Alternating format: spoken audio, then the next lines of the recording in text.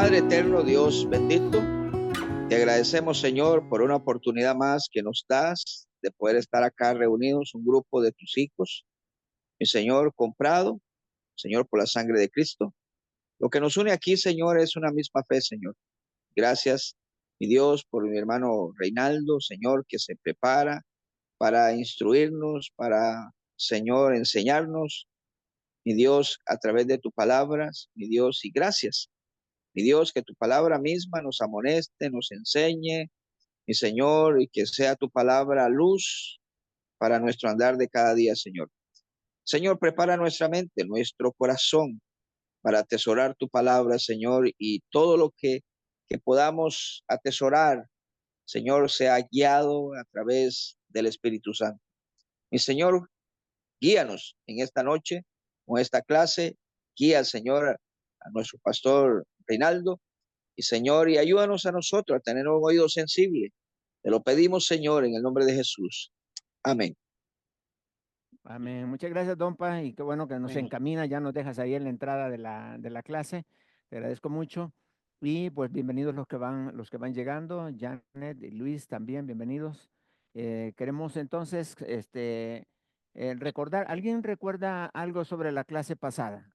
Si abren su micrófono y pueda compartir, ¿de qué hablamos la semana pasada? De los objetivos del matrimonio. Excelente, hermano Luis, muchas gracias. Los objetivos del matrimonio. Y hablábamos de 5 objetivos. A ver si los podemos recordar entre todos. ¿Cuál era el primero? El primero era el matrimonio, tiene un sentido, un propósito por el Creador, ¿verdad? Por el mismo Sí, sí, Creador. Ese era uno de los exacto. propósitos.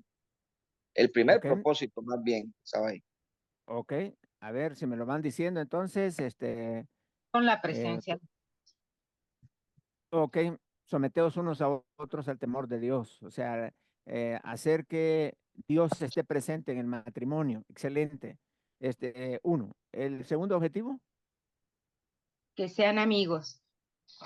que haya una buena amistad, ¿verdad? Para eso lo dio Dios, para su ayuda idónea, que haya una bonita amistad entre el esposo y la esposa.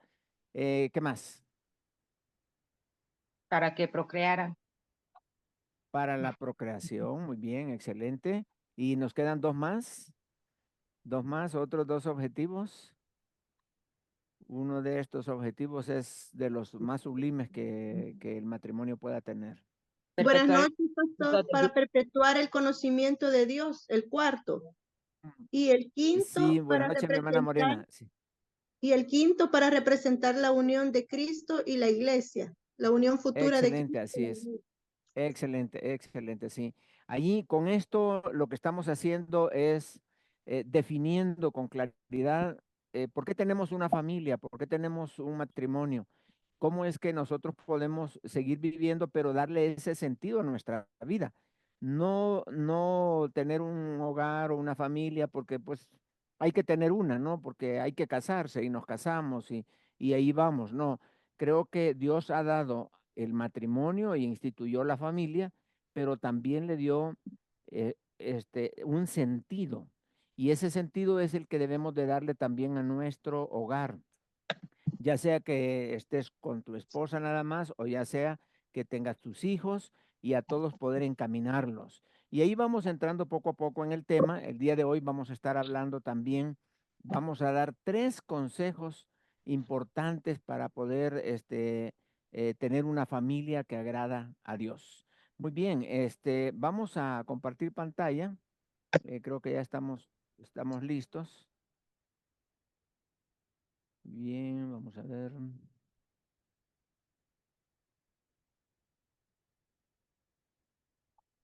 Ok,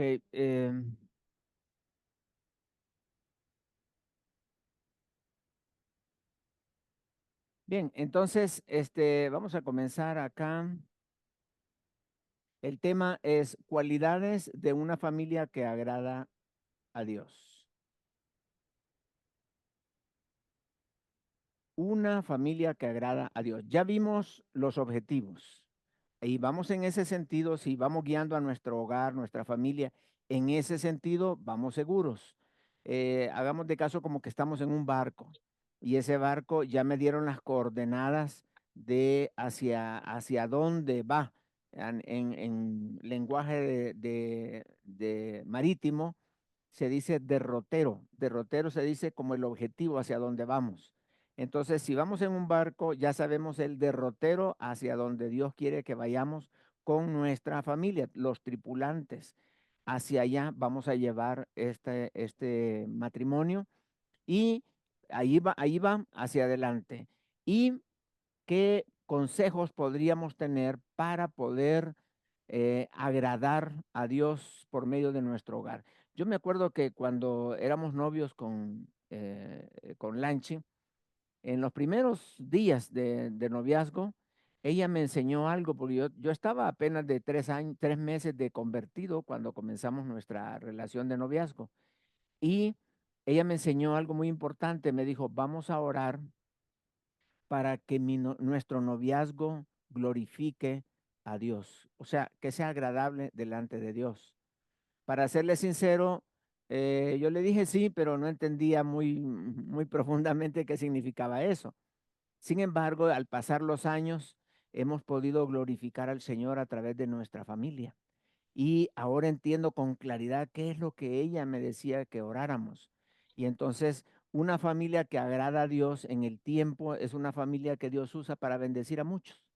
Y ese es el propósito. Queremos que tu familia sea una herramienta de Dios para bendecir a muchas personas.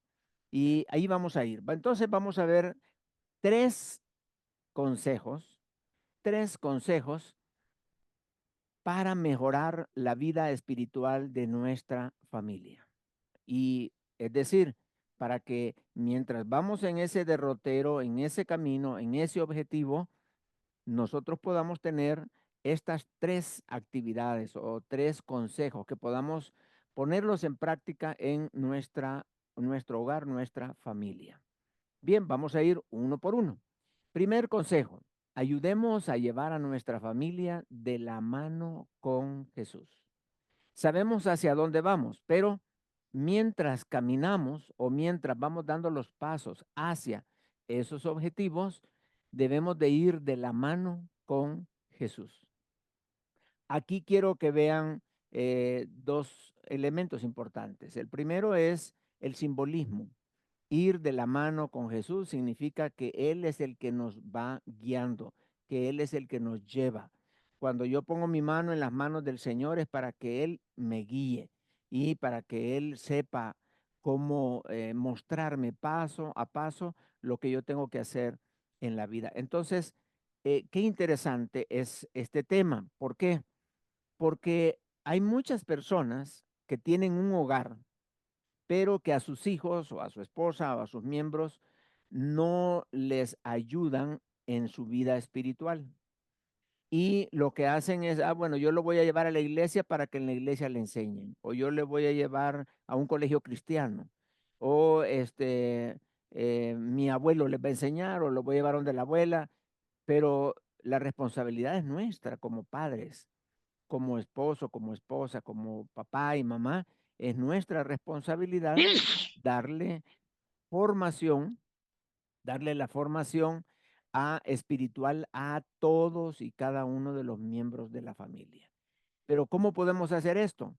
Haciendo que todos los miembros de la familia caminemos de la mano con Jesús, de la mano con Jesús.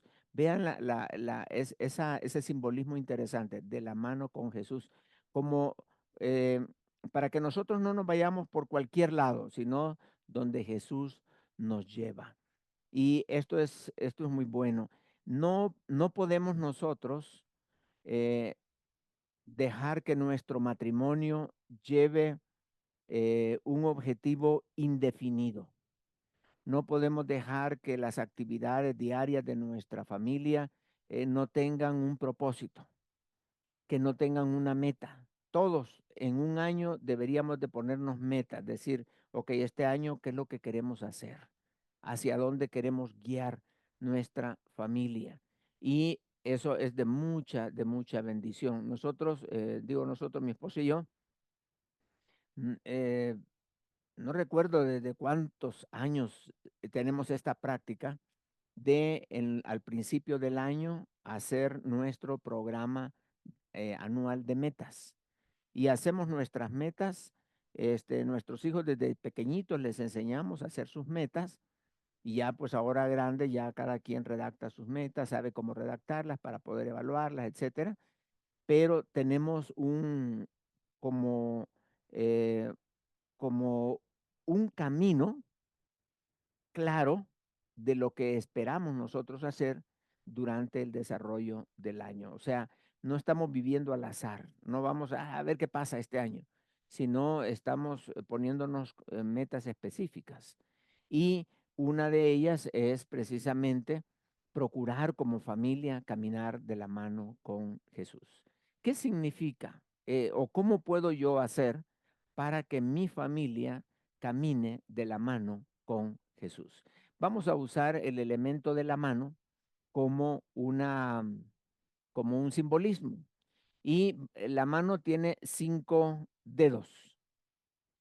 Estos 5 dedos van a representar 5 hábitos. 5 hábitos. Y estos 5 hábitos son los que nos van a permitir tener la bendición de caminar de la mano con Jesús. Estos 5 dedos van a representar un hábito cada uno de ellos. 2 dedos van a representar 2 hábitos, los primeros 2 van a representar 2 hábitos que tengan que ver con la comunión con Dios. Es decir, los primeros 2 hábitos que yo tengo que enseñarle a mi familia o buscar hacer estos hábitos es para que mi familia tenga comunión con Dios. Recuerda que nosotros no les queremos heredar a nuestros hijos una religión, no queremos heredarles una membresía a una iglesia, no queremos únicamente que ellos digan que pertenecen a X denominación, sino lo que queremos es que ellos tengan una comunión con Dios. Ese es nuestro propósito como padres.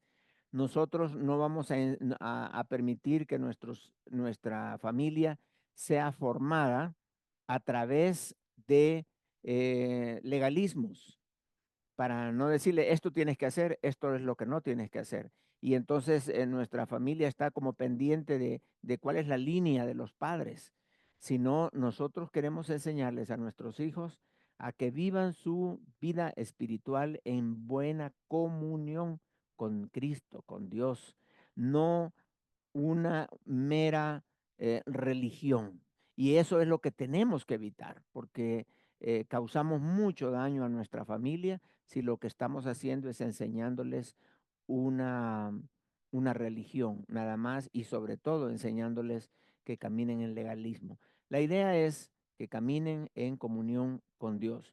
¿Cuáles son estos 2 hábitos que me van a permitir tener comunión con Dios? Ok, el primero de ellos es el hábito de orar.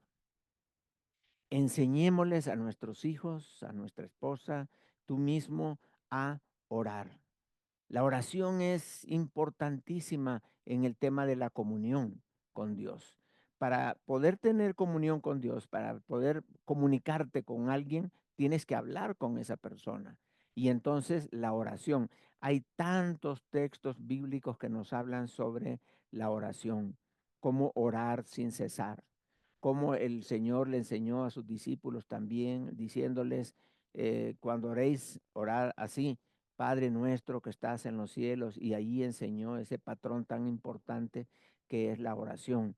En otros cursos hemos hablado acerca de la importancia de conocer lo que es en sí el contenido de la oración, porque la oración muchas veces la asociamos con petición, pero la oración es agradecimiento, la oración es adoración, la oración es eh, también intercesión, la oración también es confesión de pecado, es estar, ahora sí, peticiones personales.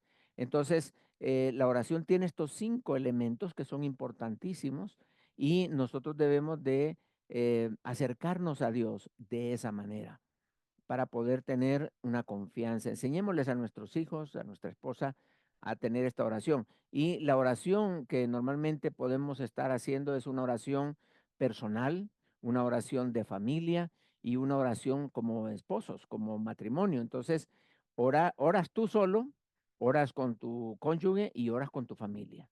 Tener este 3 tipos de oración es muy sano, es muy bueno. Y te vas a dar cuenta que orar no solamente es hablar con Dios, sino es permitir a Dios que obre en tu vida personal.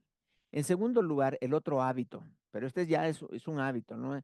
Es un hábito de estar en la palabra. No solamente leyendo la Biblia, que es bueno leerla, pero también escudriñando la palabra. Enseñemos o practiquemos o desarrollemos el hábito en nuestro hogar de escudriñar la palabra de Dios. Estos 2 hábitos nos van a permitir tener una comunión con Dios. Yo le hablo a Dios y Él me habla a mí a través de su palabra. Aunque estos procesos no son estrictamente cerrados. Cuando yo estoy orando, estoy hablando con Dios, también Él me habla a mí. Cuando yo estoy leyendo la palabra, Él me está hablando a mí, pero también yo puedo hablarle a Él a través de su palabra, a través de hablarle con la misma Biblia. Así que eh, estos hábitos, estos 2 hábitos van a permitir un crecimiento espiritual increíble y una comunión verdadera con nuestro Señor y Salvador Jesucristo. 2 hábitos con los que comenzamos. Otros 2 hábitos que tienen que ver estos 2 hábitos tienen que ver con ya no la comunión con Dios, sino con la comunión con las demás personas. Y aquí viene algo interesante. Con los 2 hábitos primeros, yo estoy en comunión con Dios. Con los 2 hábitos siguientes, yo voy a estar en comunión con las demás personas en este mundo. Ahora, este mundo nos encontramos únicamente con 2 tipos de personas. Hay quienes dicen, no, pues hay muchas, no, nada más 2 tipos de personas, los creyentes y los no creyentes. Bueno, la Biblia lo dice de esta manera, el que tiene al Hijo de Dios y el que no tiene al Hijo de Dios. Solo hay 2 tipos nada más, no hay un intermedio, solamente o tienes a Cristo en tu corazón o no lo tienes. Muy bien, entonces, 2 hábitos para tener comunión con los demás. El primero es el hábito de edificar. Si sabemos que solo son 2 tipos de personas, entonces el hábito de edificar es algo que yo voy a practicar con los cristianos. Yo tengo que existo aquí en la tierra y estoy con un propósito. Yo tengo que bendecir, tengo que apoyar, tengo que ayudar a otros cristianos en su caminar. Entonces, yo le voy a edificar, por ejemplo, si veo a una persona, platicamos con él, tengo que averiguar de qué, si tiene a Cristo o no tiene a Cristo.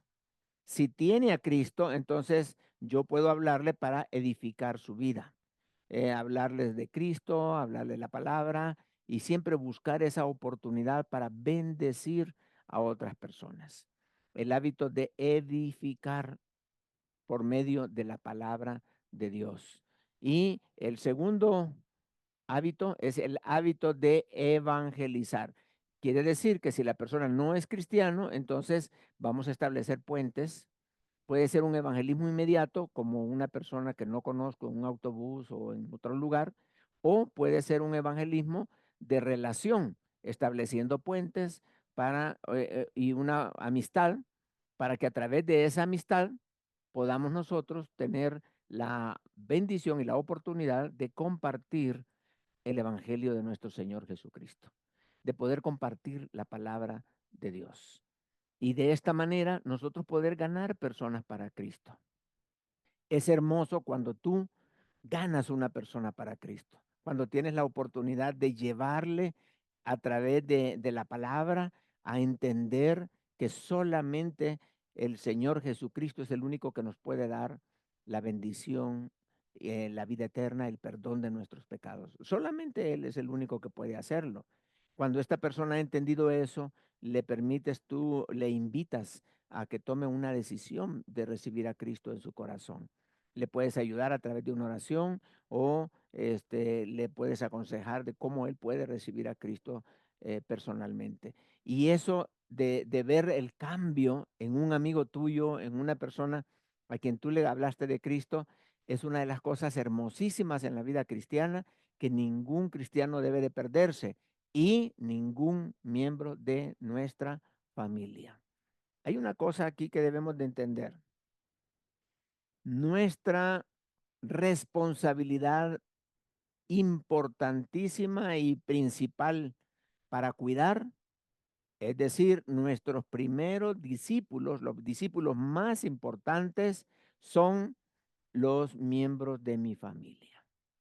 Ellos son los discípulos más importantes a quien tú te debes de entregar y esforzarte por poder darles a ellos esa formación de ser buenos discípulos.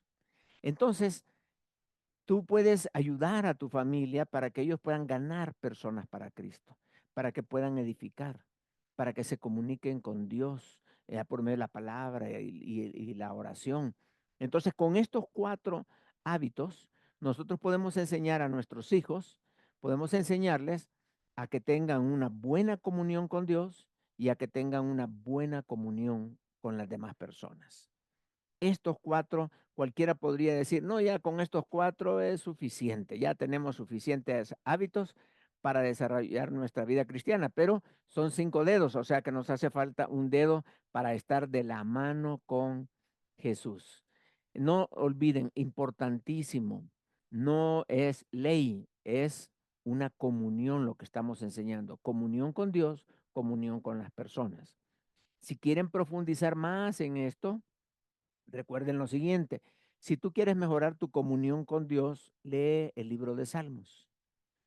Si tú quieres mejorar tu comunión con las personas, lee el libro de Proverbios todos los días. Y la comunión en las 2 áreas va a llegar a ser una comunión vertical con el Padre y una comunión horizontal con las demás personas. Pero nos hace falta un hábito todavía. ¿Cuál es el hábito que nos hace falta? Bien, es el otro dedo que tenemos ahí, es un hábito para hacer correctamente los 4 hábitos anteriores. ¿Cómo puedo hacer yo para que cada hábito de los anteriores sea hecho de la mejor manera? Muy bien, es el hábito de andar en el Espíritu Santo. Si tú tienes los 4 hábitos anteriores y el quinto no lo tienes, eres un perfecto religioso.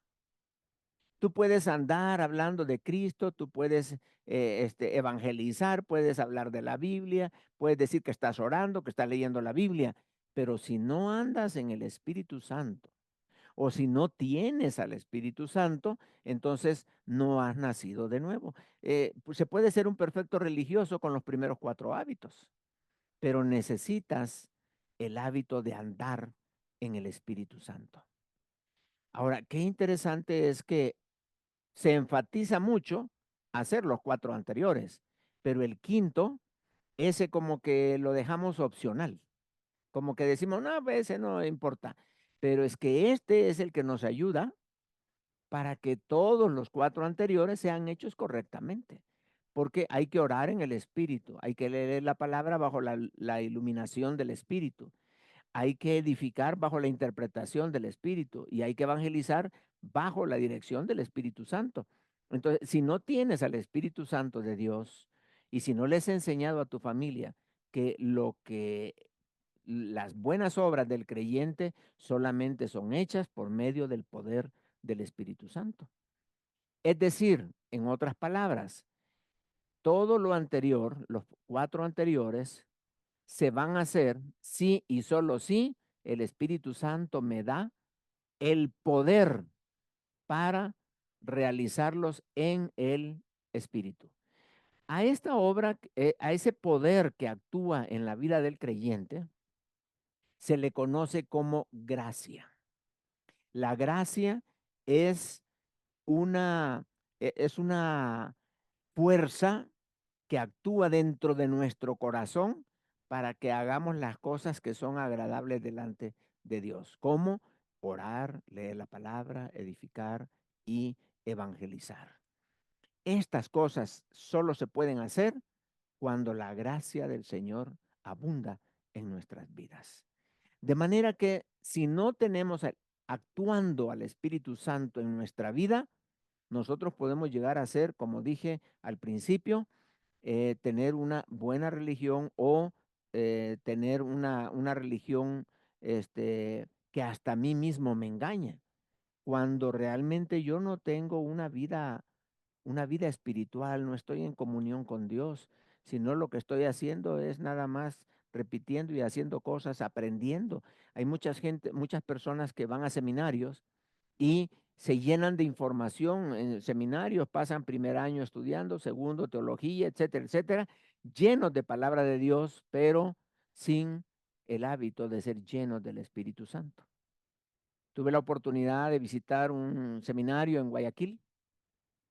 Hablamos con el director del seminario, nos recibió en su oficina, muy bonita la oficina, bien elegante, y nos preguntó qué les pareció qué les parecieron las instalaciones. Muy precioso el seminario, una zona donde estaban los que viven allí, porque habían personas que viven allí, estudian la palabra, y otros que van y vienen. Las aulas muy bonitas y todo. La verdad, le dijimos que nos había parecido maravilloso lo que habíamos visto. Excelente, perfecto casi. Y entonces nos dice, ¿alguno vio un problema del que podamos platicar, conversar? No, ninguno. Y dice, yo les voy a contar cuál es el mayor problema que tenemos en este seminario. Y dijimos, pues, ¿qué problema podría ser si lo tienen todo?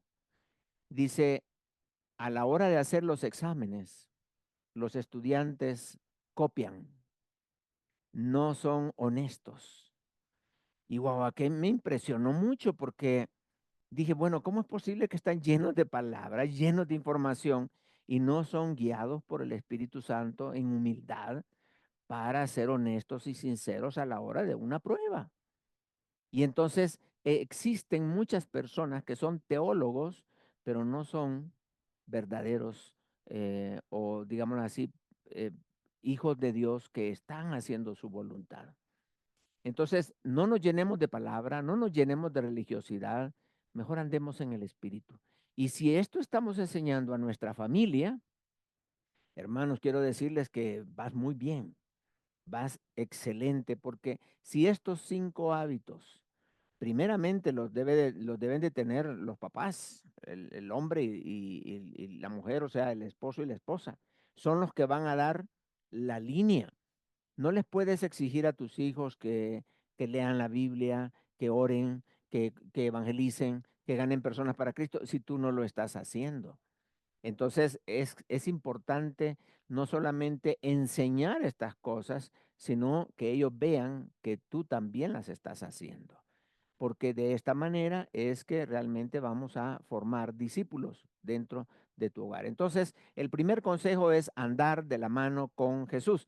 Para verlo más claramente, ¿queremos tener temor de Dios en nuestra vida? Sí, nos la da el Espíritu Santo. El temor de Dios es vivir de tal manera que hagamos solo cosas que son agradables delante de Dios. Es no querer, em, no querer en ningún momento, ni por segundos, eh, contristar al Espíritu Santo. Queremos tener vivo al Espíritu Santo y el temor de Dios nos permite no contristarlo para poder tener un poder espiritual. Este poder espiritual, no estamos hablando de ejercer poder sobre los demás, no, es ejercer poder sobre la carne, sobre nuestras debilidades para andar en el espíritu. De manera que esto nos va a permitir tener una vida agradable delante de Dios. Cuando todos los miembros de la familia estamos de la mano con Jesús, entonces las cosas van a caminar muy bien. Ahí tenemos una mano y ahí está orar, palabra de Dios, edificar, ahí tenemos evangelizar y también tenemos lo que es edificar. Estas son los 5 hábitos que un buen cristiano debería de tener y que nosotros como padres debemos de guiar nuestra familia para que todos estemos de la mano con Jesús. Este es el primer consejo. Ahora, el segundo consejo que queremos dar es ayudemos a todos los miembros de nuestra familia, incluyéndonos nosotros, para que nuestra familia tenga una sólida relación con la iglesia. Dios ha dejado la iglesia. Recordemos que la primera institución que Dios formó fue la familia, pero posteriormente hizo el Estado y luego hizo la iglesia. Y Dios ha dejado la iglesia también con propósitos específicos. Y no vamos a permitir que nuestros hijos estén supuestamente caminando bien con el Señor, pero no van a la iglesia. Es necesario congregarnos, es necesario eh, ser parte del cuerpo de Cristo, no solamente por una membresía, sino porque somos parte del cuerpo. Recordemos que la iglesia es vista en 2 formas en la Biblia. En la Biblia la iglesia es la iglesia local, que es una iglesia que está cerca de tu casa o donde te puedas congregar. La iglesia local tiene un pastor, tiene una estructura y una cantidad de miembros. Esa es una iglesia local. Como esa, hay muchas iglesias locales. Y es bueno que nos asociemos con una de estas iglesias. Pero también está, o digo además, está la iglesia universal. La iglesia universal está compuesta por todas las personas que en todos los tiempos que en el tiempo de la gracia, el tiempo de la gracia, hemos recibido a nuestro Señor y Salvador Jesucristo. O sea que desde que vino el Espíritu Santo hasta la fecha han recibido el perdón de sus pecados, son miembros de la iglesia universal. Entonces podríamos decir que la iglesia universal son los creyentes que estamos en la tierra, más los que ya están en el cielo, que recibieron a Cristo en este periodo. Esa es la iglesia universal. Así que debemos de permitir o de ayudar o contribuir o motivar para que toda nuestra familia, que todos los miembros de nuestra familia estén en una sólida relación con la iglesia. ¿Qué significa sólida relación? Bueno, entender la importancia de las reuniones, los cultos, porque ¿para qué nos reunimos entonces? Bueno, nos reunimos para alabar a Dios, para, para reconocer su grandeza. Cuando reconocemos la grandeza de Dios, automáticamente tenemos que reconocer también nuestra pequeñez. Y nos reunimos también para tener comunión con los hermanos, con los creyentes, con todo el cuerpo de Cristo. Es necesario tener comunión con ellos. Nosotros no somos cristianos como Robinson Crusoe, que vivía en una isla él solo, sino nosotros somos cristianos comunitarios. Somos cristianos miembros de un cuerpo. Y como miembros de este cuerpo debemos de interactuar, porque si yo no estoy interactuando, a esa iglesia le hace falta algo. ¿Qué es ese algo? Eres tú, porque tú no estás ahí. La iglesia no está completa porque faltas. Y cuando el cuerpo están todos sus elementos, funciona y camina muy bien. Nos reunimos para orar como iglesia. A Dios le encanta que la iglesia se una para orar, para clamarle a Él. Y eso es lo que hacemos, para alabarlo, para tener comunión, para estar orando, pero también para ser ministrados en la palabra, para aprender de la palabra de Dios. Ahora, no quiere decir que como lo hacemos en la iglesia, yo no voy a alabar a Dios personalmente. Sí, lo puedo hacer. Que no quiere decir que si voy a orar en la iglesia ya no voy a orar personalmente. No, hay que ir porque son oraciones colectivas hermosísimas. Tenemos tiempos de ayuno, tenemos organizaciones de exaltar el nombre de Dios a través de la oración, dinámicas de oración, etcétera. O sea, es bueno que nuestra familia esté incrustada dentro de una iglesia. Y también estudiar la palabra. Ya lo estamos haciendo en casa, sí, pero también hay que hacerlo en la iglesia. A veces en la iglesia hay formas más estructuradas, como una escuela dominical, como un programa de enseñanza, como podría ser también un seminario, como una escuela bíblica o academia bíblica, no sé. Puede ser que la iglesia tenga un programa de formación teológica y tú puedas participar. Y podemos ir aprendiendo más acerca de la palabra de Dios, que son los objetivos. Entonces, debemos de permitir que nuestra familia esté incrustada, que tenga una sólida relación con la iglesia. La iglesia tiene grupos pequeños en los cuales tú puedes participar. Pueden ser grupos juveniles, grupos de matrimonios, pueden ser grupos con fines específicos de afinidad, digamos, puede ser que los que se viven cerca de tal colonia, entonces se reúnen en esa colonia para orar, para estudiar, y en estos grupos es bonito porque se cuidan entre ellos. Si algo sucede, pues llaman al hermano, ya le apoya. En fin, hay diferentes tipos de grupos donde uno puede participar.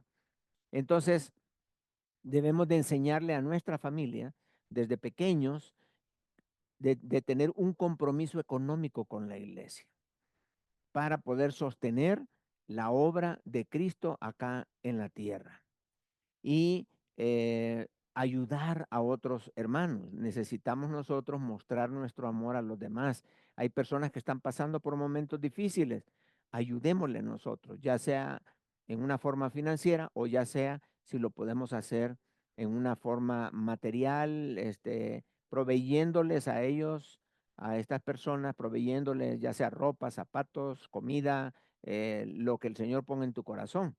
Entonces, es para la obra del ministerio, pero también para mostrar amor a los hermanos que están pasando por necesidad. Esto es lo que hacían precisamente los creyentes que se describen ahí en el libro de Hechos, que ellos hasta vendían sus propiedades para proveer para las necesidades de los hermanos. Y hay un versículo que me encanta ahí que dice, y ninguno de ellos padecía necesidad. ¿Por qué? Porque todos los hermanos velaban los unos por los otros. Y esto es parte del cuerpo, porque están reunidos. Uno se entera de la necesidad del otro y uno puede apoyar y ayudar. Así que esto es importante, el enseñar a nuestra familia es ese don, esa habilidad de dar, de bendecir a otros, de, de, de madurar para dejar de pensar que lo más importante es recibir. No, hermanos, lo importante es dar, porque la mano que da siempre va a estar llena. La mano que está dispuesta a bendecir, Dios la va a proveer para que dé más todavía. Entonces, por estas cosas, nosotros necesitamos estar conectados con una iglesia. Esta familia debe de estar sirviendo dentro del cuerpo de Cristo. Tus hijos, tú, tu esposa, tienen dones, tienen habilidades espirituales y esas las necesita la iglesia para funcionar correctamente, para ser de mucha bendición. Hay personas que no se motivan para ir a la iglesia, que se levantan tarde el domingo y, ay, que la iglesia, qué pesadez para ir a la iglesia. Cuando el hombre de la casa debe ser el primero que se levanta, se baña, se arregla y mientras la esposita está ahí cocinando, desayunan y vámonos para la iglesia. Qué bonito es una familia que se levantan el día domingo listos para ir a la iglesia. Yo tomé una decisión, yo dije desde mi conversión, yo siempre voy a ir los domingos a la iglesia. Así que yo no tengo que esperar que llegue el domingo para decidir si voy a ir o no voy a ir a la iglesia. Sino ya la decisión la tomé hace muchos años. Yo voy a ir a la iglesia. Entonces yo no me levanto el domingo para pensar si voy o no voy, sino ya me tengo que arreglar para irme porque es la hora de salida. Me encanta mi esposita siempre el día sábado en la noche preparando con esta ropa voy a ir y ya ella arregla todo el sábado para que el domingo nada más se la pone y vámonos a la iglesia. Qué bonito es cuando se preparan para ir a la iglesia. Y eso es algo muy, muy hermoso cuando tus hijos van y todo. Pero es triste cuando ya los hijos se apartan del camino y están haciendo otras cosas que no son agradables a los padres. Y a los padres quieren llevarlos a la iglesia y a los hijos ya no quieren ir a la iglesia porque ya están grandes, no les enseñaste desde pequeños y ahora te está costando mucho. Y dice, yo quisiera que me aconsejaran a mi hijo. Sí, pero es que cuando ellos querían ir, tú no te levantabas, tú no estabas listo, no estabas preparado. ¿Y tú qué fue lo que tú les enseñaste? Necesitamos estar bien claros de la necesidad que hay de ir juntos como familia a la iglesia, que cada uno tenga su propia Biblia, que cada uno tenga su objetivo, que al final del culto preguntamos, oye, ¿cómo te fue? ¿Qué aprendiste? Es algo muy, muy, muy bonito, creciendo espiritualmente. Sobre todo los hombres, los padres. Yo sé que hay hogares donde no hay un padre, pero ahí la madre es la cabeza. Ellos son los que deben de dar la línea para poder estar en la iglesia, aprendiendo, glorificando al Señor, orando, etcétera. Así que este es el segundo, el primer consejo. ¿Cuál fue el primer consejo? ¿Alguien me dice cuál fue el primer consejo? A ver, Rosario, Ya. ya no te escuchamos, Rosario. ¿O alguien Ayuda. quiere compartir? Que Familia la de la familia es una herramienta que agrada a Dios para usarlo con otras personas. Es bueno eso, sí, pero el primer consejo que dimos, ¿cuál fue? Ahora sí, Rosario, dile. llevar a nuestra familia de la mano de Jesús. Ok, ayudar, enseñarles a que caminen de la mano con Jesús. Y de la mano son esos 5 hábitos. El hábito de la oración, del estudio de la palabra, el hábito de edificar, de evangelizar y el hábito de andar en el Espíritu Santo. El segundo consejo es estar teniendo una sólida relación con la iglesia, que nuestra familia esté con una sólida relación con la iglesia. Uno puede ver el resultado en sus hijos cuando se involucran en la iglesia, cuando sirven, cuando son bendecidos, cuando disfrutan la buena amistad, etcétera. O sea, ya sueñan y hablan y tienen objetivos cristianos. Muy hermoso, muy bonito. Bueno, el último consejo, son 3, dijimos, ¿verdad? 3 consejos. Procuremos llenar las necesidades básicas de los miembros de nuestra familia. Esta es una tarea importantísima, importante, pero a veces descuidada, muy descuidada en los hogares. Y por eso quiero hacer el énfasis ahora en estos 3 consejos. Llevar a la familia de la mano con Jesús, que la familia tenga una sólida relación con la iglesia y en tercer lugar, que todas las familias de los buenos creyentes deberían de estar llenando las necesidades básicas de un cristiano. Ahora, no vamos a hablar de la comida como las necesidades estas de Maxwell, no. Vamos a hablar de las necesidades espirituales. Yo pienso que si las necesidades espirituales están cubiertas, podemos decir, Jehová mi pastor, nada me faltará, porque Él me va a llevar por delicados pastos, etcétera. Quiere decir que cuando yo estoy en buena comunión con Dios, Él se va a encargar también de proveernos todo lo que necesitamos. Por eso es importante enseñar a todos los miembros de mi familia, de mi casa, que ellos puedan estar conscientes y seguros y les podemos preguntar si estas necesidades están cubiertas en su vida. ¿Cuáles? La primera necesidad es de amor. Dios ha dejado la familia con un propósito y estos propósitos también es para llenar necesidades. La necesidad de amor, pero también necesitamos la necesidad de perdón, la necesidad de tener valor, la necesidad de seguridad. Estas 4 necesidades son las más elementales y básicas que una familia debería de ofrecer, dar y estar segura que lo está cumpliendo a todos los miembros de la familia.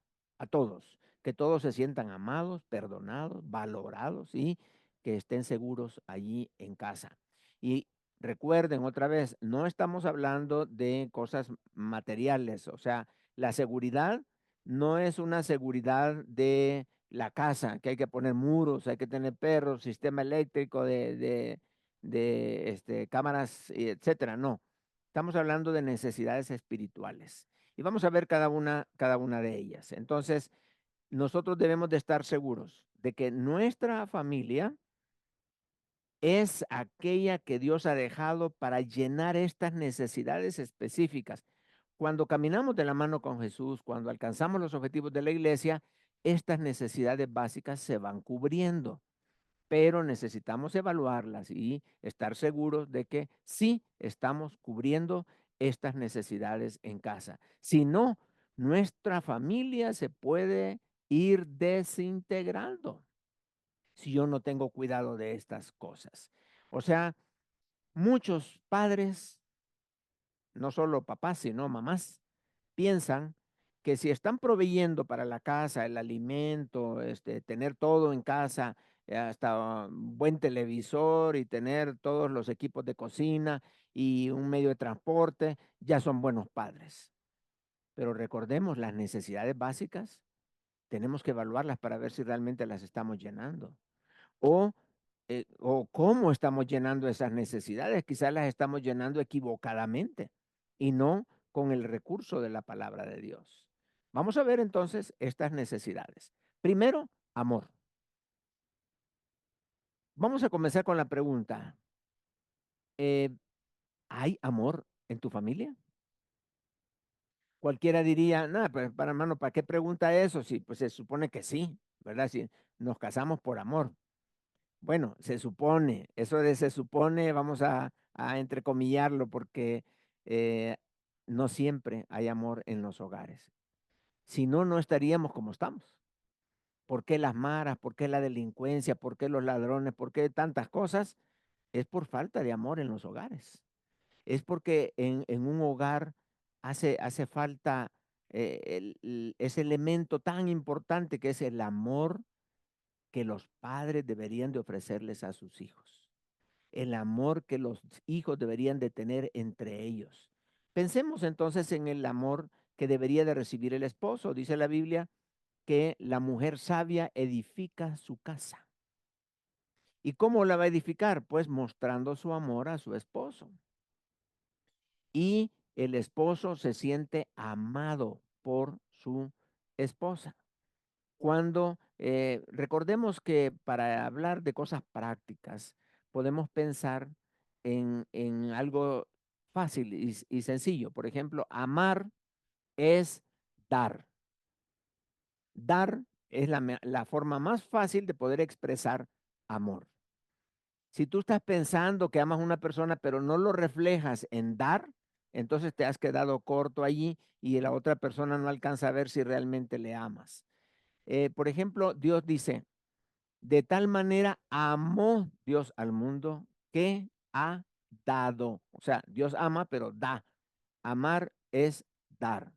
Entonces, eh, cuando nosotros queremos mostrar nuestro amor a tu esposo o tu esposa, tienes que preguntarte, ¿qué le estoy dando? ¿Tiempo? ¿Aprecio? ¿Cariño? ¿Qué le estás dando? ¿Le estás dando atención?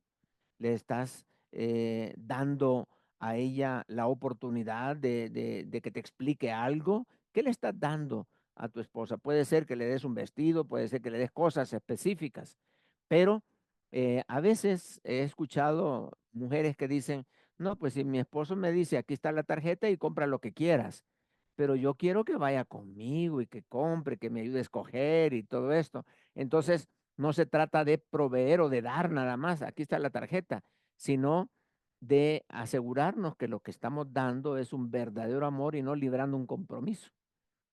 La esposa también debe de sentirse amada en casa. Cuando el esposo, vamos a la palabra y en la Biblia dice, maridos, amad a vuestras mujeres. Muy bien. Aparece allí la indicación, aunque en la Biblia también dice amaos los unos a los otros. O sea, el amor debe de estar allí ya sea el esposo o la esposa. Y una esposa amada es una esposa fantástica. Un esposo amado es un esposo que va a estar feliz, contento. No hay amante que entre a un hogar cuando el hombre se siente lleno de amor de su esposa. No hay por mejor que sea, no cabe. ¿Por qué? Porque la Biblia dice que el vínculo perfecto entre el esposo y la esposa es el amor. Es más, no solo entre esposo y esposa, entre los hermanos en Cristo. Es el amor. Cuando hay amor, no hay crítica. No hay alguien que venga a querer dividir una iglesia, porque es una iglesia amorosa, porque una familia se aman. Cuando alguien quiere entrar allí, pero el vínculo es tan fuerte que es el amor, no puede entrar nadie a destruir o a desintegrar esa familia. Por eso dice que ese vínculo, ese pegamento fuerte que debe de haber entre la esposa y el esposo y entre los miembros de la familia es el amor. El amor nos ayuda a protegernos de los ataques del enemigo. El amor nos ayuda para estar firmes, unidos como familia y ser, no solamente pensemos hacia afuera, sino disfrutar una buena relación de amor entre la familia. Es algo, bueno, los hijos también deben de ser amados. Hay muchos hogares que se forman por falta de amor y no por amor. Es decir, si tenemos hijos que no los amamos, no los cuidamos, más bien le estamos diciendo, oye, ¿cuándo te vas a casar? Ya vete.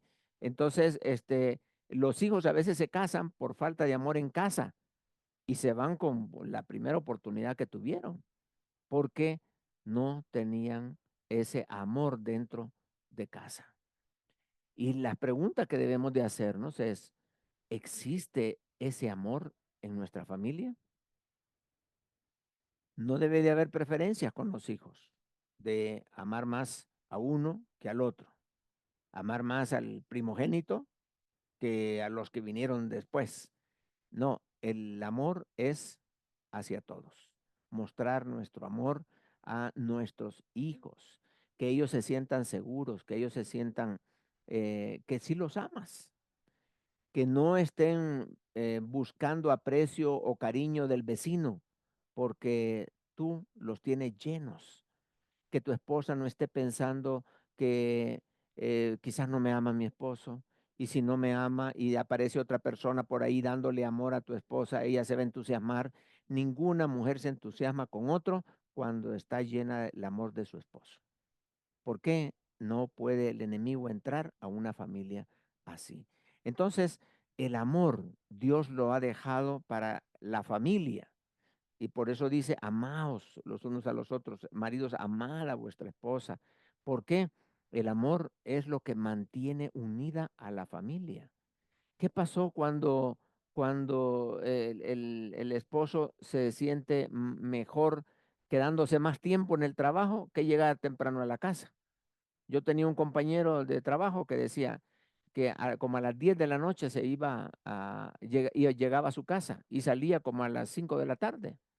Pero ¿y qué pasaba ese tiempo? No se quedaba trabajando, se iba a jugar a las maquinitas, iba con los amigos y todo. Y dice, ya, cuando ya es noche, que hay que ir a dormir, entonces yo llego a la casa, porque no quiero escuchar a mi esposa que me dice dónde estuviste y qué pasó, con quién andabas, que te está gastando el dinero. No, mejor para oír problemas, mejor no llego temprano. Ya llego noche, ya la agarro cansada y nos dormimos. Y eso todos los días. Pero ¿por qué anda? ¿Por qué esto? Por falta de amor en la casa.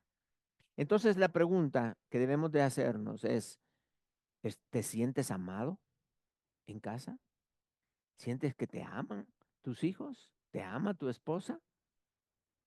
¿Amas tú a tu esposa y amas a tus hijos? ¿Cómo se lo estás demostrando? ¿Hay tiempo para ellos o no tienes tiempo para tus hijos?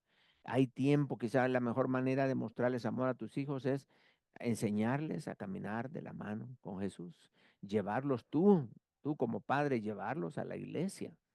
Esa es la manera en que le estás mostrando amor a tus hijos, a tu esposa. Entonces, El amor es una cosa importante. Ahora, pero recordemos, nosotros somos miembros de una familia espiritual.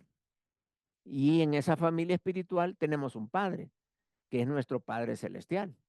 Entonces, como miembro de esta familia, yo en lo personal me siento tremendamente amado por Cristo, porque no hay mejor expresión de amor que la que Él me dio a mí muriendo en la cruz y pagando allí la deuda que yo tenía, perdonándome mis pecados y dándome la salvación y la vida eterna. Yo no dudo del amor de Dios, para nada, yo no dudo. Yo siento que el Señor me ama. Él me provee, Él murió por mí, Él me ha dado vida eterna, me ha dado de su espíritu, me cuida diariamente. La Biblia dice que este, eh, Jehová es mi pastor y nada me faltará. ¿Por qué? Porque me ama, me ama. Y también dice en el Salmo 113, habla de la importancia de que dice, no olvides ninguno de sus beneficios. Pero qué hermoso, qué bonito es ver las maravillas de Dios, las bondades, los beneficios de Dios.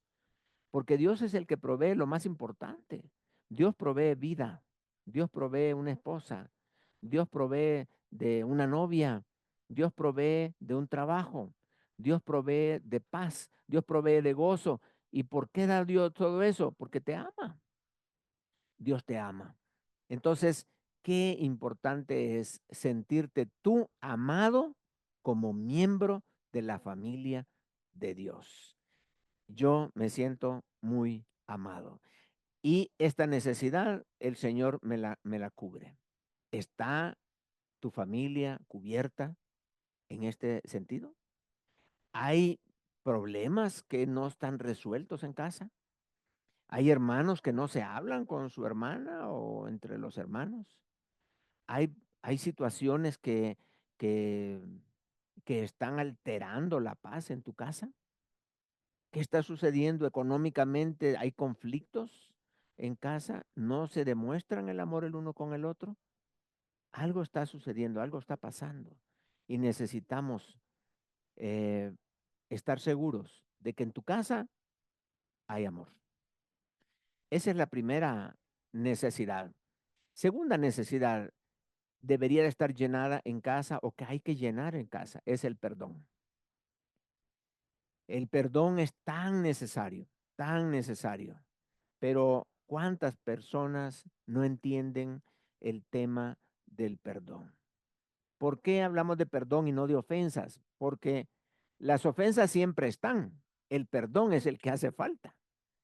Porque dijo el Señor allí en Lucas 17, dijo, es imposible es que no vengan ofensas. ¿Por qué? Porque vivimos en este mundo, vivimos con personas y donde hay gente hay problemas, hay ofensas, hay insultos, hay ofensas, hay de todo tipo de situaciones y eso nos molesta, nos inquieta.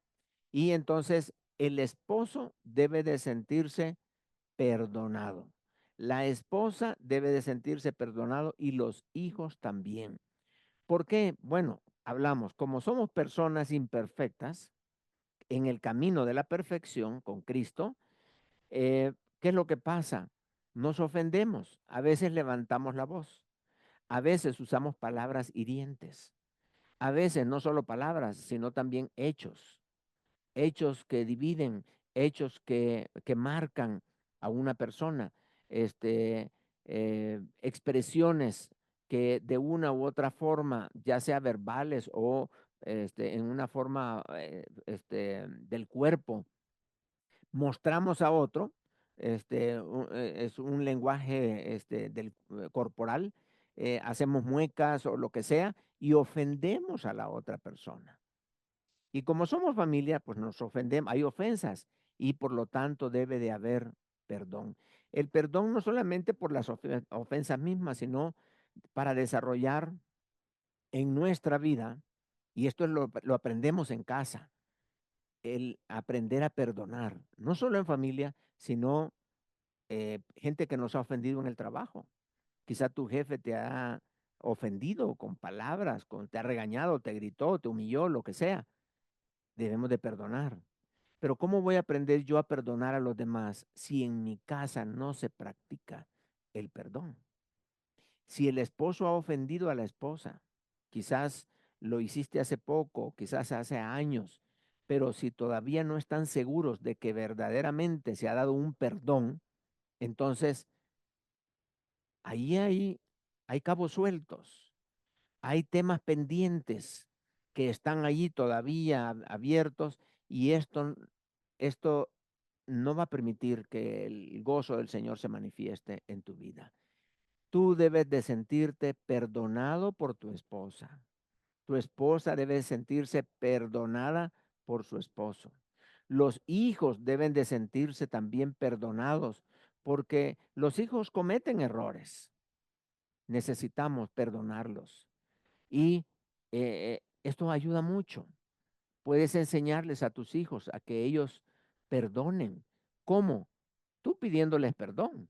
Si por una u otra forma le gritaste a tu hijo, lo disciplinaste con ira, si a tu hijo le prometiste algo y no se lo cumpliste, pues acércate y dile, perdóname porque te fallé.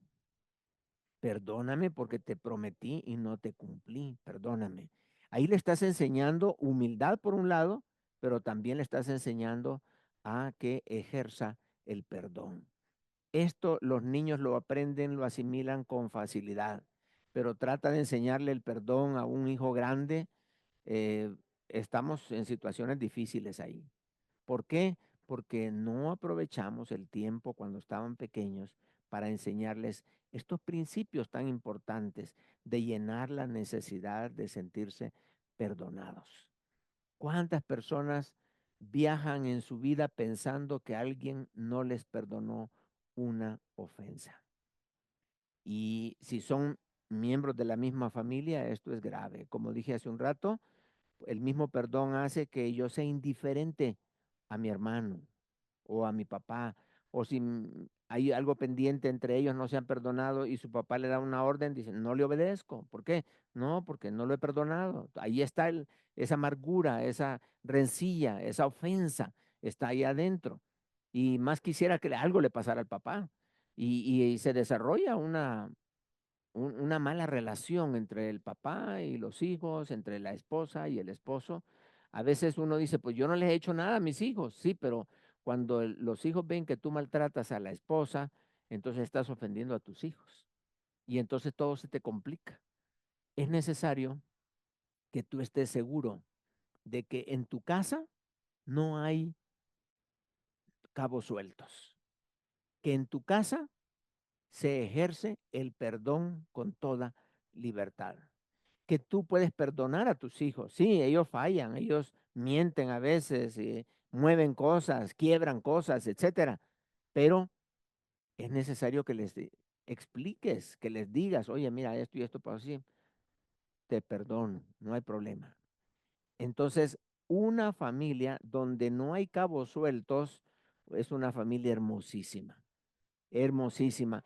Una familia que se aman, una familia donde el perdón reina. Las ofensas vienen, sí, pero el perdón, no te preocupes, no te preocupes. El perdón debe de estar a la orden del día.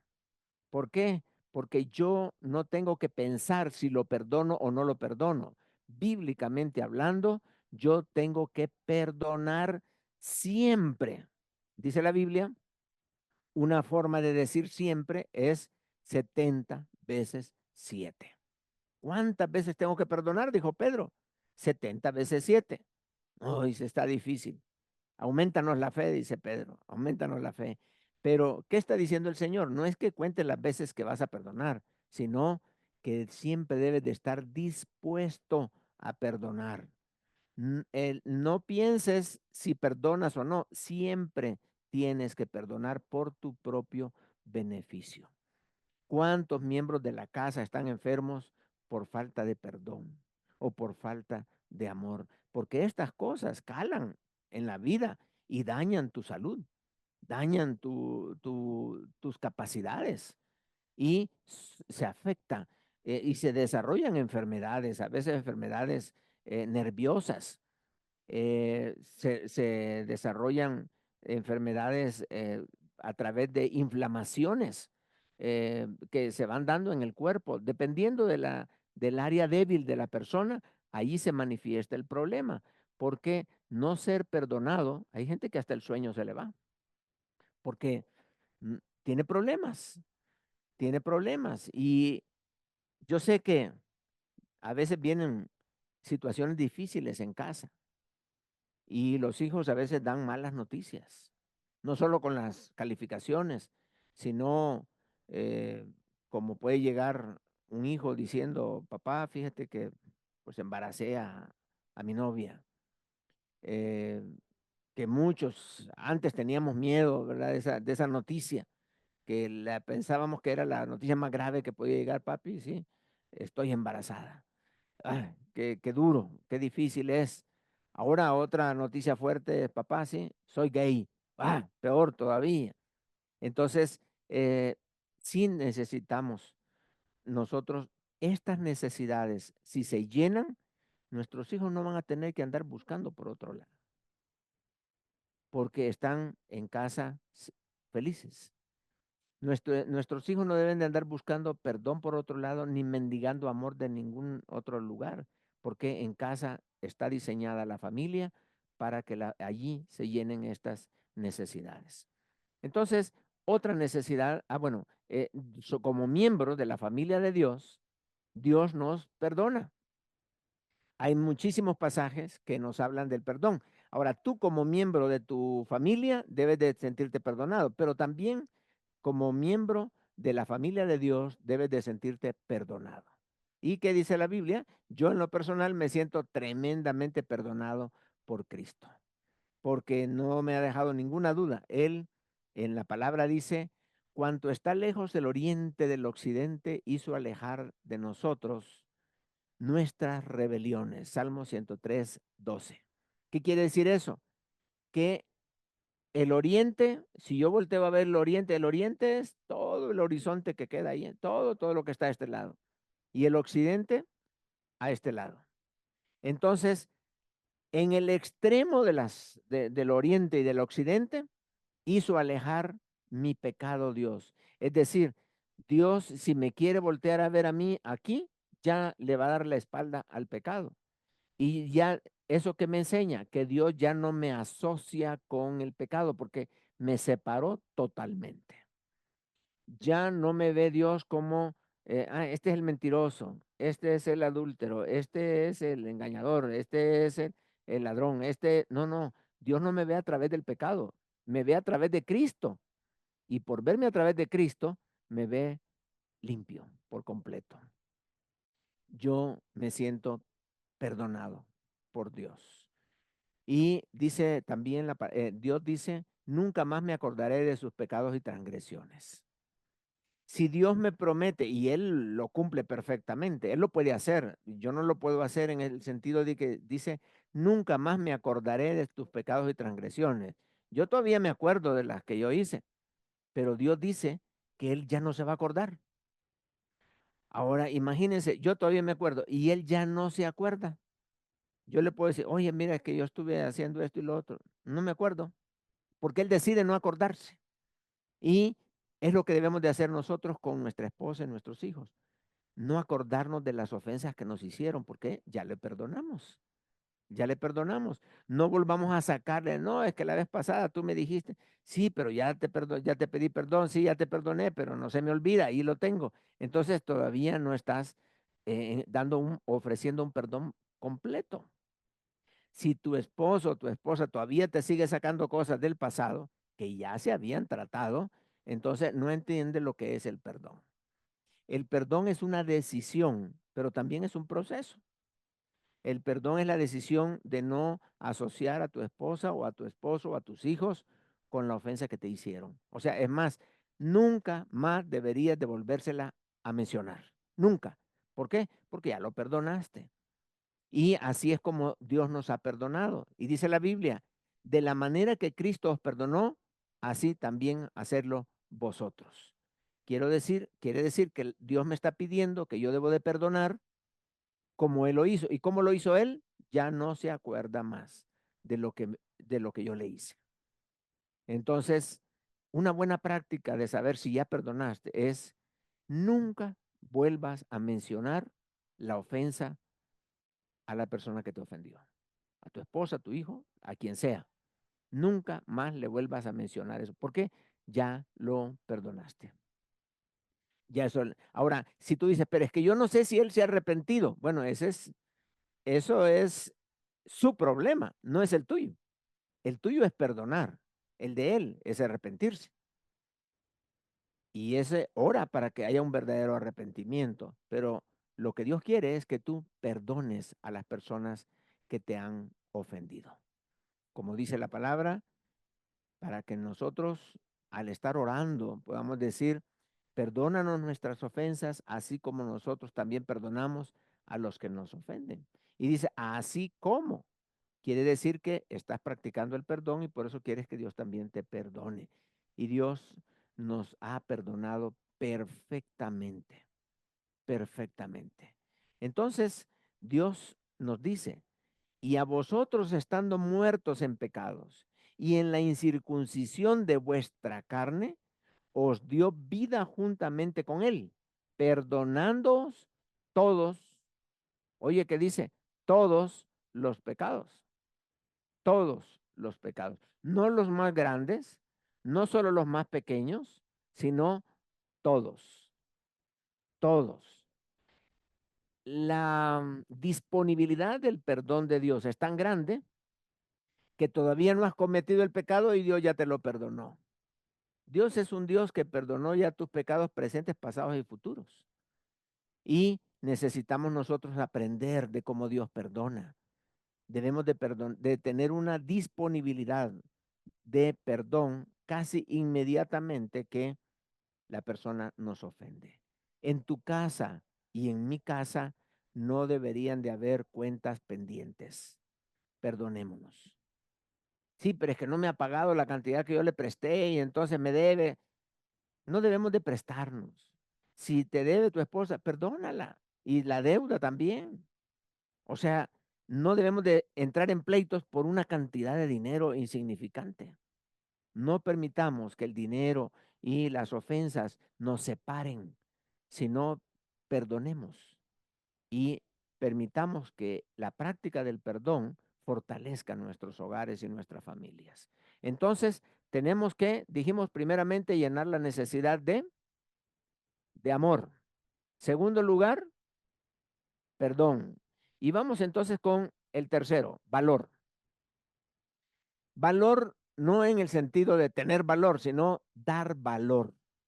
Que los miembros de la casa se sientan valorados, que se sientan que valen. Ah, pero la pregunta es, ¿por qué? ¿Valen por qué? Exactamente, eso es lo que necesitamos entender. Recordemos, estamos hablando de llenar estas necesidades espirituales y tu esposo, tu esposa o tus hijos deben de tener valor en casa. Tienen un valor.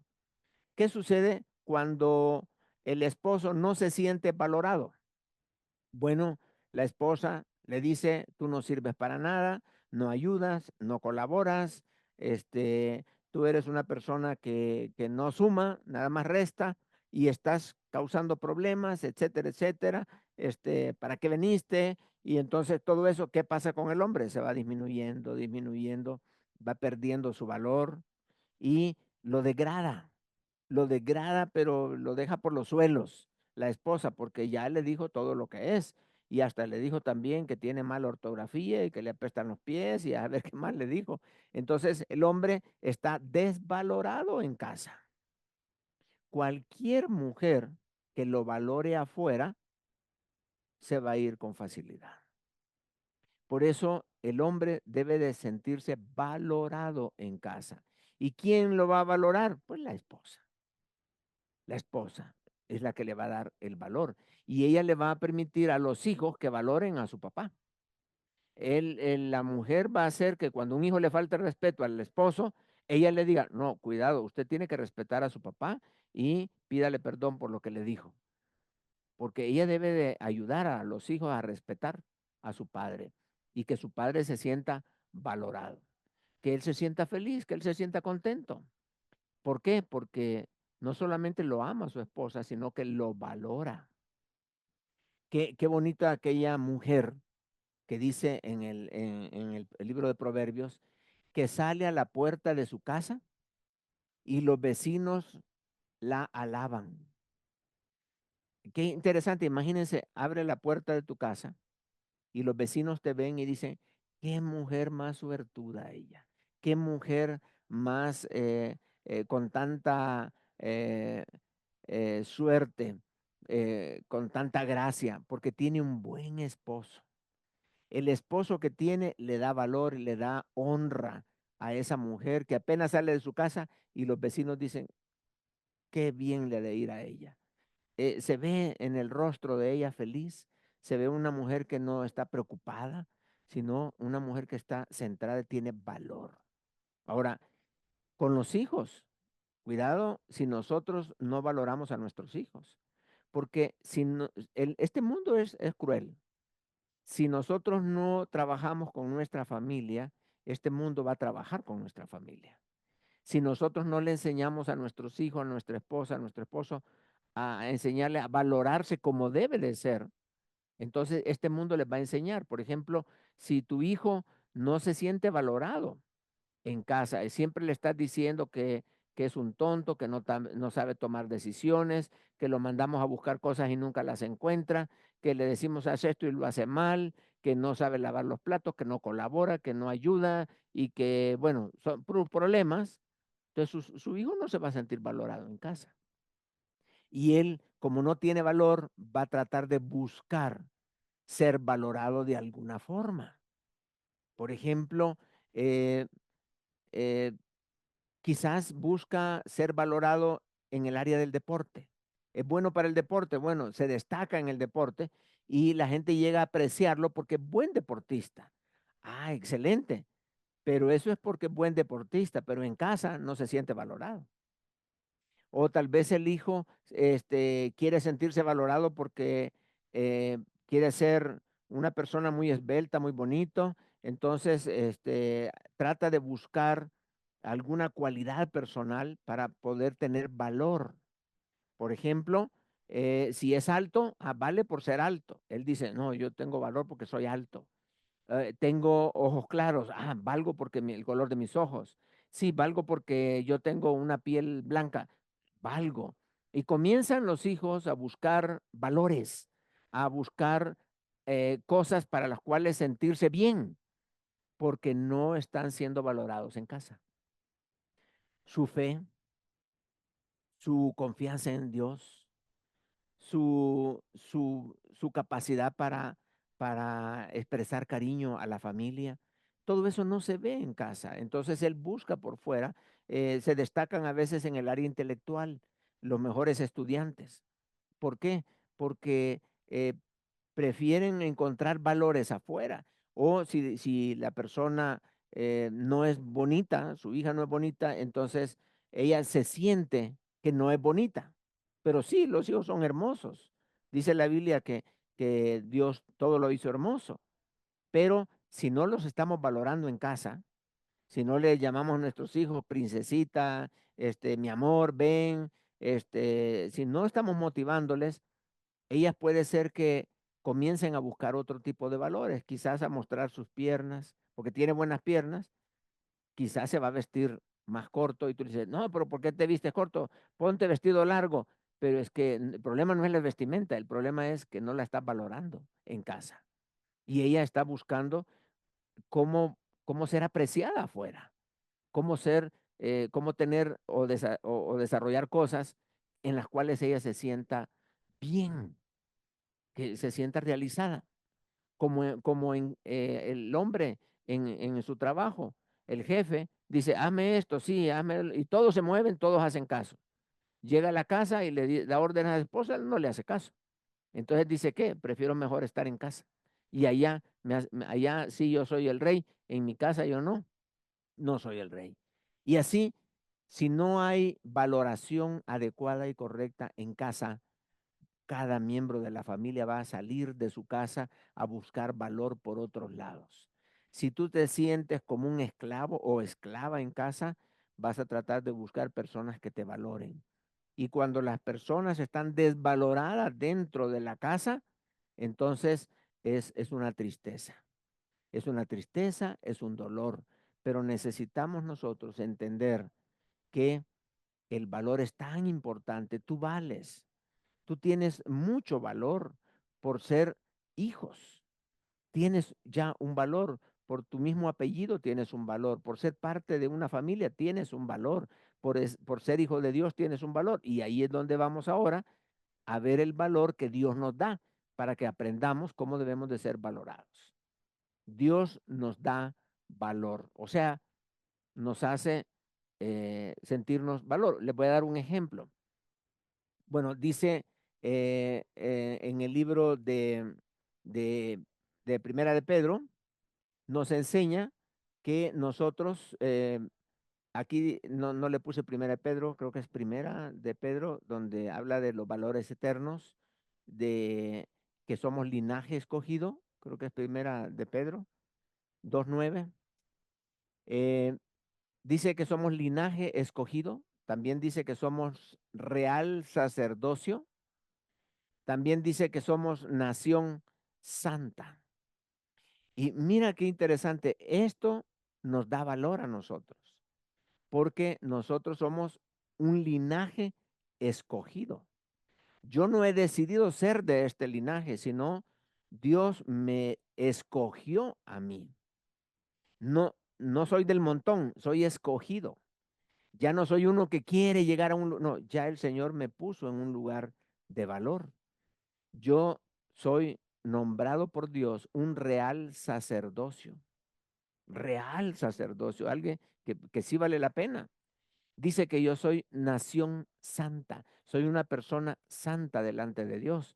Y entonces Dios no se refiere mal hacia mi persona, sino que me trata bien, me dice cosas bonitas, me dice que soy escogido, que soy sacerdote, que soy nación santa, que soy su hijo, que, que me ama. Entonces, todo eso me da valor. ¿Y sabes por qué tenemos valor, ese valor importante? Una vez tuve la oportunidad de ir a Perú. Ahí en Lima hay un museo que se llama Museo de Oro y Armas del Perú. Ahí hay una cantidad de oro increíble ahí adentro. Y en cuanto a la parte de las armas, pasé por una sala y vi un sombrero que estaba colocado en un pedestal. Un sombrero que, pues yo no leí nada, solo lo vi el sombrero, estaba roto, lleno de polvo y maltratado el sombrero.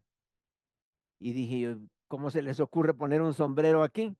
Un sombrero feo, feo el sombrero, jamás me lo pondría yo. Pero en el pedestal, en la parte de abajo, había una inscripción que decía, este fue el sombrero que usó Napoleón Bonaparte en su batalla X y daba más importante, más datos ahí. Pero ¿sabes por qué ese sombrero sucio y feo que estaba ahí tenía valor y estaba en una vitrina de un lugar muy importante? Es porque le perteneció a Napoleón Bonaparte. Porque le pertenecía a una persona importante, aquel sombrero tenía valor. Y si yo jamás lo comprara, pero ese está en un museo, vale muchísimo dinero ese sombrero, porque dependía de quién era su dueño. ¿Y quién es tu Señor? Si tu Señor es Jesucristo, tú tienes mucho valor. Tú vales mucho, porque le perteneces a Dios. Tú eres hijo de Dios y por lo tanto corre sangre divina, sangre real por tus venas.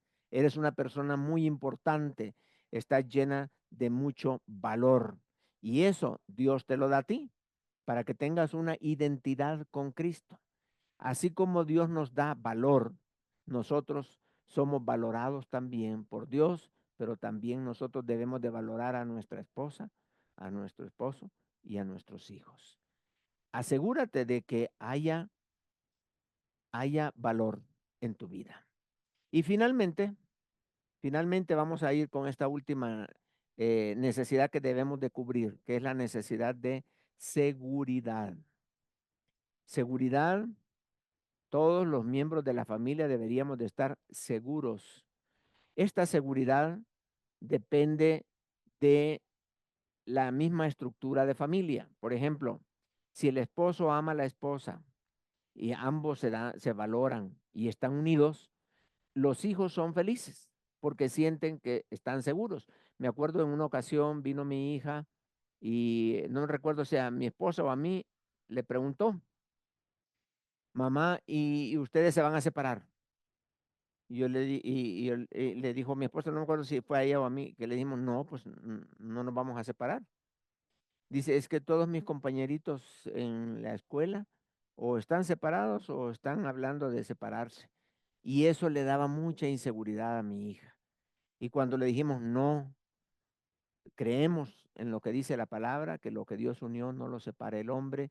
Yo amo a tu mamá me ama a mí y somos una familia feliz y estamos contentos.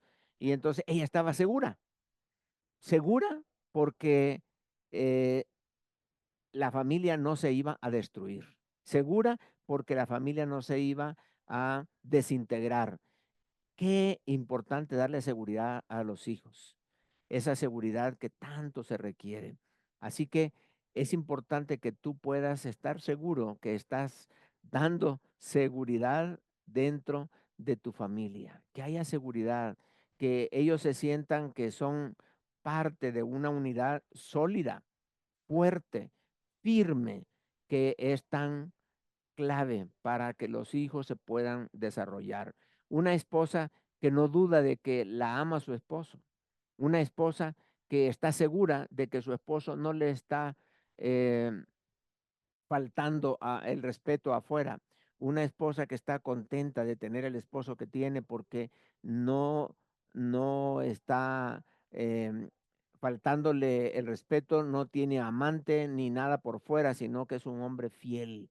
La fidelidad en casa da seguridad a la esposa, al esposo. No hay intrigas, no hay dudas, no hay sospechas, porque en casa hay seguridad. Nadie está pensando, le voy a revisar el celular, le voy a revisar las redes sociales porque a saber con quién está hablando. No, estamos seguros, estamos tranquilos. Mi esposa sabe la clave de mi celular, la clave de mi computadora, mi esposa sabe la clave de mi Facebook, ella sabe de todo, hasta las claves del banco, etcétera. No tengo por qué esconder nada, entonces hay seguridad. Cuando la inseguridad asoma a la familia, entonces surgen los planes B. Si mi esposo me falla, entonces yo voy a hacer esto. Hay mujeres que ya saben con quién se van a ir si su esposo la corre en la casa. Nunca, nunca corras a tus hijos de la casa. Nunca. No importa el extremo a que se haya llegado, nunca los corras porque estás rompiendo la seguridad que debería de haber en casa. La casa siempre debe ser un lugar de refugio para los miembros de la familia.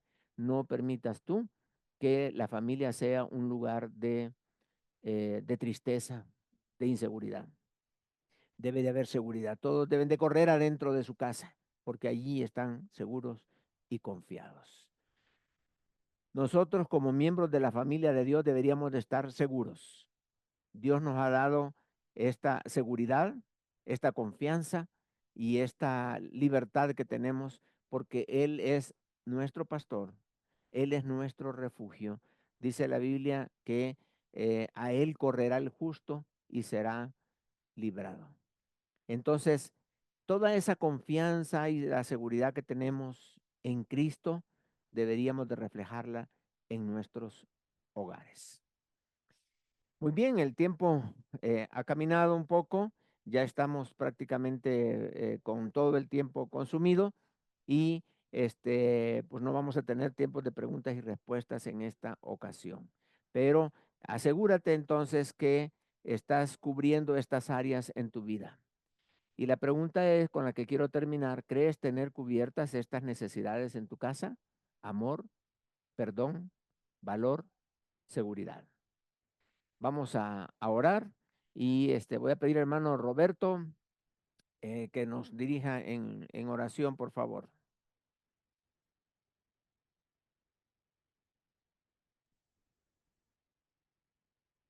A ver si está el hermano Roberto por ahí. No, no lo tenemos.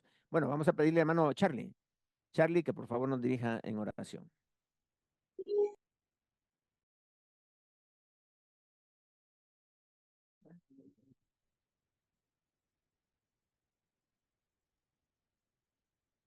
Señor Dios, te damos gracias por la oportunidad de tener este tiempo y aprender de tu palabra y saber que en ti somos amados, perdonados, estamos con mucho valor y seguros en familia, con cada uno de nuestros aspectos. Si algún aspecto de esto no está cubierto en nuestras familias, te pido que tú obres poderosamente para que cada una de esas áreas sean cubiertas primeramente por ti y después también por cada uno de los miembros, esposos, esposas, Señor, los hijos que se sientan amados, seguros, que podamos esto ser un ejemplo para transmitir a nuestra sociedad que tanto necesita estos valores tuyos. Gracias, Padre, por ese tiempo de enseñanza, en el poderoso nombre de Cristo Jesús. Amén. Amén.